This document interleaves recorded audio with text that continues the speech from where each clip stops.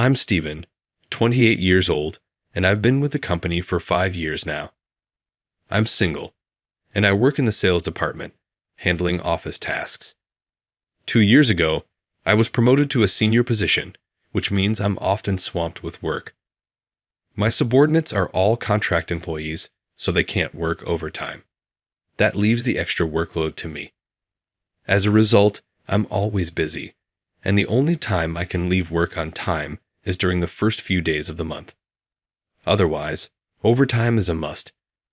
There have even been times, especially at the end of the month or quarter, when I've had to pull all-nighters.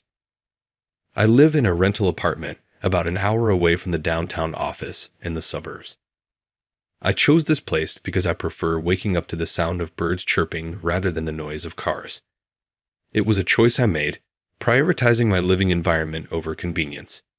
Still, there are times, especially after a long day, when I wish I could get home quicker. Today was one of those late nights. It took me an hour just to get to the nearest station. The streets were almost empty at this hour, but I noticed a couple arguing among the sparse crowd. The woman broke free from the man gripping her bag and ran away, with the man seemingly chasing after her. I watched them absent-mindedly, thinking they were probably having a heated quarrel. Not in the mood to cook, I stopped by my usual supermarket and grabbed a discounted deli and a half-priced beer. As I walked home from the bright station square, the street lamp's white lights felt like runway lights guiding me home. I pushed my exhausted body forward, but suddenly, I noticed a woman staggering ahead of me. She was walking unsteadily, and I wondered if she was drunk. I hesitated between keeping my distance and overtaking her, but she was moving so slowly that I decided to pass by. As I got closer, I noticed her appearance. She was stumbling, dragging her left foot, and her clothes were covered in mud, especially on the left side. Her shoulder-length hair was disheveled, and she was barefoot. It was a bizarre sight. I thought about saying something, but before I could, she collapsed to her knees. Startled, I instinctively caught her as she fell and called out, "Are you okay?" She seemed unconscious, but she was breathing. I couldn't just leave her there, but I also knew I shouldn't move her. Unsure of what to do, I called out for help. "Is anyone there? Someone, please. We need an ambulance." Despite the late hour, a few residents who heard my voice came out, looking on with curious faces. A woman in her nightwear approached me and asked if the woman was my girlfriend. "No, I don't know her." She was walking ahead of me and suddenly collapsed. "Can someone please call an ambulance?" I said. A man, who seemed to be the woman's husband, said he would make the call and went back inside. Meanwhile, the woman who had approached me kept staring. "Aren't you the guy who always buys half-price Dellas at the supermarket?" she asked. Yes, that's me. I bought one today too. I'm single, so," I replied, feeling a bit awkward. As we were talking, I heard the sound of a siren in the distance. The ambulance arrived quickly, and the paramedics assessed the woman's condition before taking her into the ambulance. Then, one of the paramedics asked if there was anyone who could accompany her to the hospital. Everyone looked at me. Me? Really? I thought, but I was the only one who could explain the situation, so I got into the ambulance and ended up going to the hospital with her. When we arrived, I explained the situation to the doctor. The woman had nothing to identify her, and they asked me if I knew who she was. I had no idea. We had no choice but to wait until she regained consciousness. The doctor said her condition wasn't life-threatening, but her left leg seemed fractured. There wasn't much reason for me to stay, but the police would get involved later, and I'd be questioned again. So, I left my contact information and decided to go home. Since I was far from home, I called a taxi, which turned out to be a costly expense. When I finally got home and changed, a wave of fatigue hit me. Knowing I had work the next day, I heated up some deli food, took a shower, opened a beer, and ate quickly before getting into bed. Just as I was about to relax, the phone rang. It was the police. I'd explained the situation to them. just as I had at the hospital, saying I didn't know the woman or her identity. They understood for now, but said they'd contact me again later. By the time I hung up, it was past 2 a.m. What a long day. I forced my eyes shut, trying to sleep, but I could hardly rest. The next day, I miraculously found a seat on the train to work and managed to get a little sleep. It was a relief. Blending into the usual crowd, I headed to work. The day seemed like any other, as if yesterday's incident had never happened.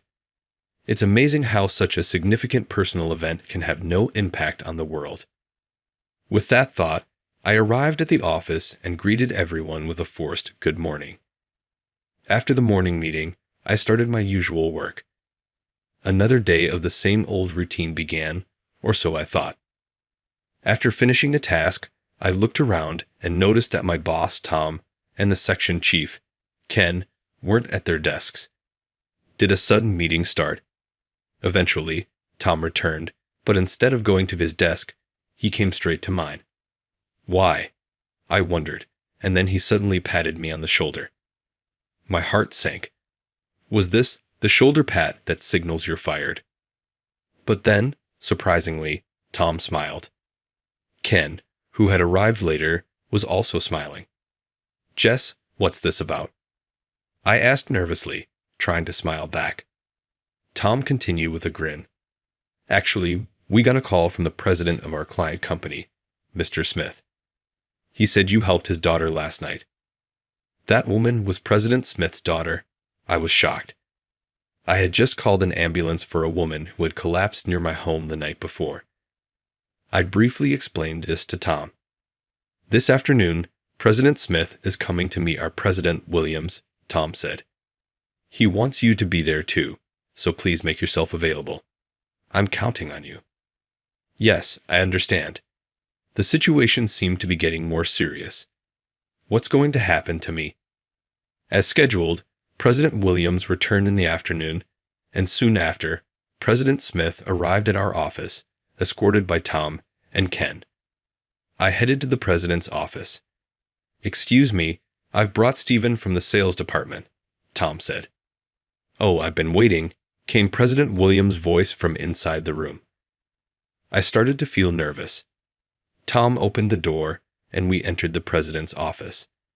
Sitting on the guest sofa, facing President Williams, was President Smith, with a woman beside him who seemed to be his wife. Sorry to keep you waiting. This is Stephen, the chief of our sales department. President Williams introduced me. Nice to meet you. I'm Stephen, I said, trying to sound confident. When I raised my head, President Smith and his wife stood up and came over to me. So, you're Stephen. I'm Smith, and this is my wife. She wanted to meet you too, President Smith said. Thank you so much for helping our daughter yesterday, Stephen. We really appreciate it, President Smith said, firmly grasping my right hand with both of his and shaking it vigorously. His wife nodded politely and smiled. Let's sit down and talk over some coffee, President Williams suggested, and they returned to their seats. Stephen, the discussion from here on is about a private matter of President Smith, so I'd like it to be off the record. Is that okay? President Williams looked at me meaningfully. Is it all right for me to be privy to such a discussion? I wondered. President Smith continued, I went to the police today about yesterday's incident, and they said we needed your cooperation. So I have the approval of our president here. Understood. If I can help, I'm at your service, I replied. Thank you, and sorry for the inconvenience, President Smith said, thanking me again.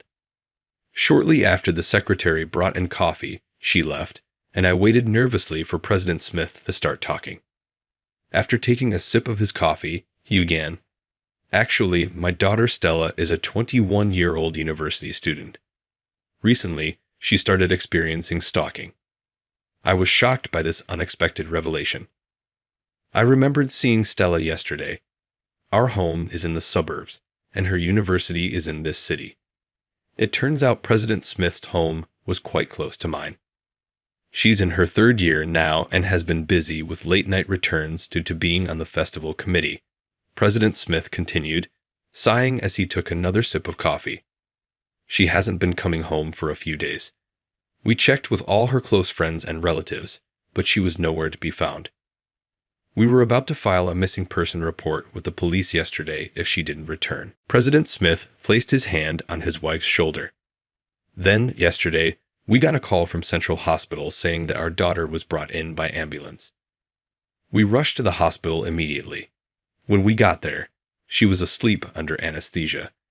Seeing her in bandages and in pain, I couldn't stop my tears. President Smith wiped his eyes, and his wife also brought out a handkerchief. After calming down, he said, "Her doctor at the hospital showed us your business card, Stephen, and told us you were the one who helped our daughter and brought her to the hospital. Seeing it was an employee from your company, I was surprised. I had to call your president first thing this morning to talk about you. I just had to express my gratitude in person. My daughter also wants to thank you." President Williams, who was also present, looked at me. "That's the situation, Stephen. As a company and personally, I owe a debt to President Smith. I want you to help him out as much as you can. I'm asking you to." The president then looked at Tom and Ken and said, "I'd like to assign Stephen exclusively to this matter for a while. Can anyone in the sales department take over his current tasks?"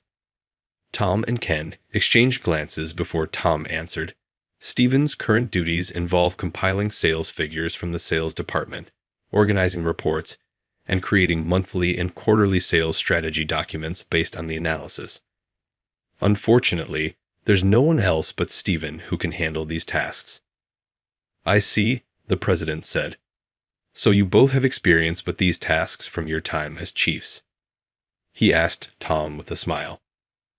"Well, in my time, we didn't have computers," Tom replied. "That's right. Ken was the chief until 2 years ago, so he should be more than capable," he added.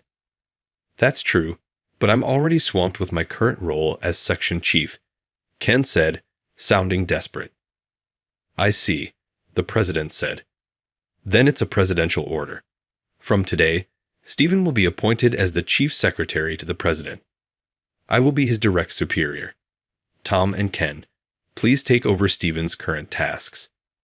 President Williams looked at me and said, "I'm sorry for the sudden change, Stephen. You're free to come to the office or work from home. I'll take responsibility for your actions. Thank you in advance." "Yes, I accept with gratitude," I responded, still unsure of what was happening, but determined to manage somehow. President Smith spoke up again. "I'm sorry for involving our company in my family's problems." "What are you saying?" "It's like a child doing a favor for a parent who has been kind to them." "Don't worry about it," President Williams replied. "Thank you so much," President Smith said, shaking hands firmly with President Williams. Tom and Ken stood by, looking dejected. Ken, "I'm sorry. I apologized in my mind." The story of me saving the daughter of President Williams spread throughout the company, and I was treated like a hero. As an afterthought, Tom and Ken, who took over my tasks, were surprised by the workload and reevaluated my abilities, leading to a significant increase in their respect for me. As the newly appointed chief secretary, a position that hadn't previously existed, I naturally had no specific duties. I used my free time to visit Stella at the hospital. The first visit was nerve-wracking. I wasn't sure what to talk about with a young woman, especially one who's a university student. I checked the nameplate on the hospital room and knocked.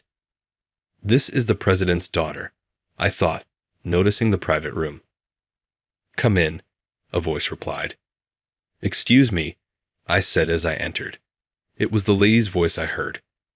I introduced myself. "My name is Stephen from Company ABC. Today, I've come to visit Miss Stella." "Oh my, Stella, this is Stephen, your benefactor," the lady introduced me to her daughter. "Oh no, I'm embarrassed to be seen like this." I heard Stella voice from behind a curtain. Her voice sounded lovely. What are you saying? Come on, please sit here, the lady said, opening the curtain and offering me a chair. Good afternoon. I'm sorry I couldn't come to greet you sooner. I said hello, and when I looked up, I noticed only her eyes were visible above the blanket. What's with that attitude? It's rude, the lady chided her. Stella then slowly revealed her face from under the blanket. Hello, Stephen. I'm Stella. Thank you so much for helping me when I collapsed the other day. I'm sorry for causing you so much trouble, she said, sitting up halfway in bed to greet me. This was my first good look at Stella. That night, it was dark, and she was dirty, so I didn't remember her well. But in the light, she was stunning, with big round eyes and semi-long hair tied back in a braid, likely because she was in the hospital. She looked like a high school student. I was so captivated by her beauty that I stared blankly. Stephen, is something the matter? The lady asked, noticing my lack of reaction. Oh, no, sorry. You're just so beautiful. I couldn't help but stare, I admitted, letting my thoughts slip out. Oh, you're quite the charmer, the lady laughed. Stella's face turned bright red. As for me, my mind went completely blank. The visit started a bit awkwardly, but thanks to the lady's kindness, we soon enjoyed a pleasant conversation. Stella had been scared and agitated right after being hospitalized, but she seemed much calmer now. My visit was allowed because she had regained her composure. During our talk, I found out that Stella attended my alma mater, which was a pleasant surprise and led to a lively discussion. When it was time to leave, Stella asked, Stephen, will you come again? You will visit me, won't you? Stella's mother escorted me to the door. Since her hospitalization, Stella has been so withdrawn, not responding to anyone. But seeing her laugh and talk so much today was a first. Could you please visit again? She asked. Of course. Stella is my junior at university, after all. I will definitely visit again. Please take care, I replied. Later, the police contacted me with several inquiries. They asked if I had noticed any suspicious individuals nearby. That reminded me of the couple arguing at the station, which I mentioned to them. The officers seemed interested, suggesting the couple might be related to the case. According to the police, Stella dreaded being stalked on her way home, so she stayed at an internet cafe. Exhausted and feeling helpless, she decided to return home.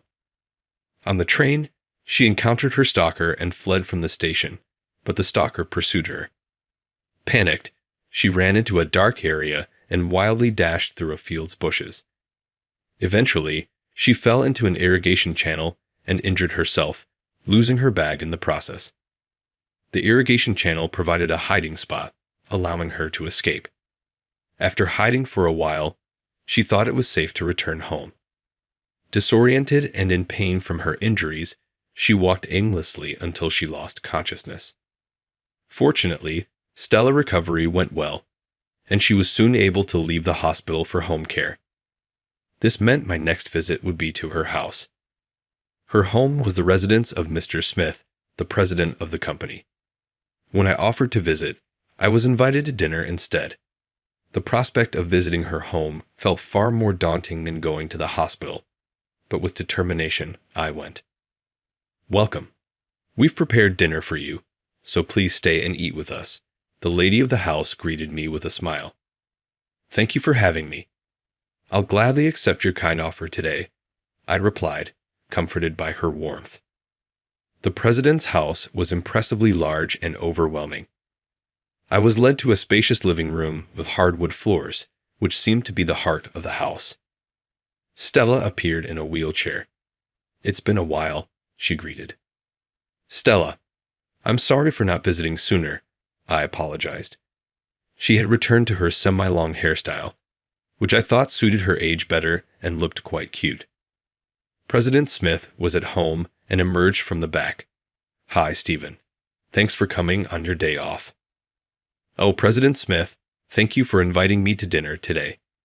I will take you at your word, I said. Well, it's my wife's cooking, so please enjoy. And since it's a day off and we're informal, Please don't call me President. It doesn't feel like a break, he requested. Then how should I address you? I wondered aloud. Well, Dad would be nice, he jokingly hinted, his face turning red. No, that's a bit much. How about Kevin? I suggested. Well, that seems appropriate, he said, though he looked slightly disappointed. The dinner prepared by his wife was delicious. How do you like it? Is it to your taste? She asked. Everything was going great. The vegetable and chicken stew was exceptional. As a single guy, my meals are usually pretty dismal, so I couldn't help but feel envious of Kevin. I've got to say, this is delicious, I complimented. Oh, that's nice to hear, she replied, puffing her cheeks in mock annoyance. Neither my husband nor daughter ever say it's good. The vegetables are amazing, aren't they? My cousin grows them just over there, Kevin chimed in, slightly tipsy from his beer. I used to play at my aunt's place as a kid. It was always fun. Stella smiled too, clearly enjoying the meal. Sitting there with this happy family made me think about how special family really is. I need to find a wife soon. I blurted out, perhaps a bit too drunk. An awkward silence followed. Stella suddenly froze at my remark. Well, Stephen, let's have another drink. How about some wine I received recently? Kevin suggested, quickly changing the subject. After finishing his beer, he offered me more. I enjoy drinking, but I didn't want to overdo it. Dad, don't drink too much. Stephen has work, so let's keep it moderate, Stella cautioned. He's just happy to have someone to drink with, right, Kevin? She added with a smile as she cleared the empty plates. I had a wonderful time and decided to leave. Stella packed some stew for me to take home. Feeling angry at the stalker who threatened this happy home, I wanted to protect their happiness. The investigation into the stalker was proving difficult, with little information and no leads. Later, the police informed us that Stella's bag had been found. I accompanied her to the station, where it was confirmed to be hers. According to the police, there were bloodstains on the brand logo's metal part, but the blood wasn't Stella. It was likely the perpetrator's. It seemed the stalker had injured his hand. Looking at the bag, I thought, if someone got cut by this mark, it must be a deep wound. One day at my usual supermarket, I ran into the cashier lady busy cleaning. Oh, Stephen, here for the half-price stickers again, she asked. Since that incident, I had become friendly with her. Today's target is the croquettes.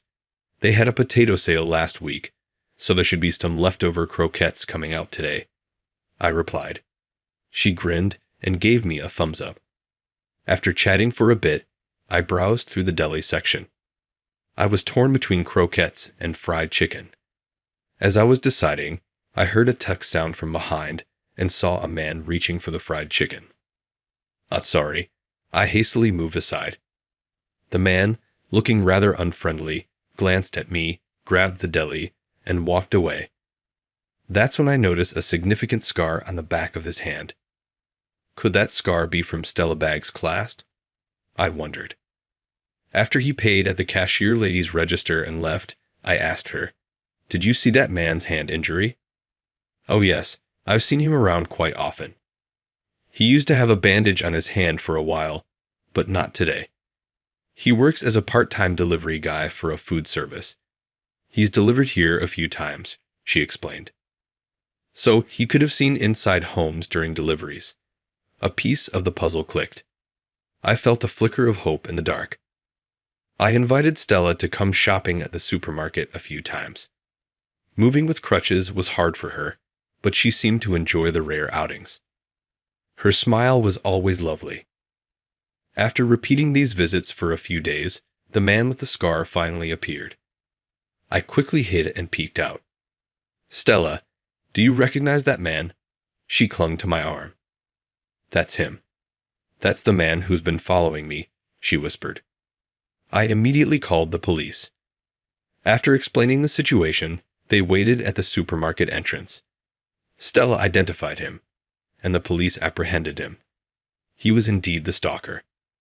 He had fallen in love with Stella at first sight during a delivery to her home and had become increasingly obsessed. At least now Stella was safe. Having regained her freedom, Stella invited me to her school festival. It was nostalgic returning to my alma mater. When introducing me to her friends, she jokingly called me her bodyguard, and her friends spontaneously burst into a Whitney Houston song. I sent my support to these endearing juniors. They would someday experience the bittersweetness of working life. I reported the resolution of the case to President Smith and Williams. President Smith was very grateful. "Stephen, you're exceptionally capable with a strong sense of responsibility and perseverance in achieving goals. I'd love to have someone like you at our company," he praised, making me blush. Oddly enough, President Williams gave me a monetary gift, which I decided to share with Tom and Ken, who had covered for me at work. Later, we had a barbecue party at the Smith residence. Throughout the event, President Smith and his wife Stella thanked me repeatedly.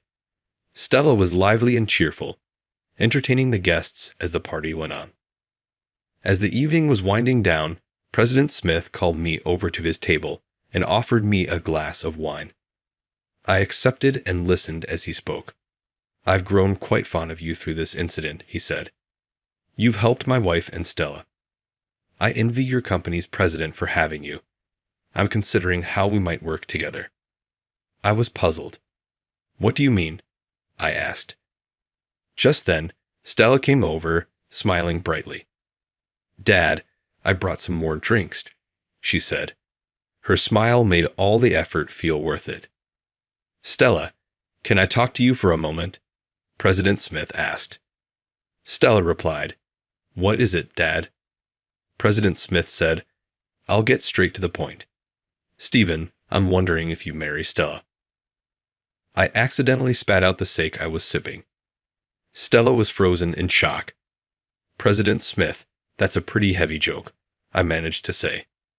"It's no joke," he said. "I wouldn't choose my daughter's partner lightly.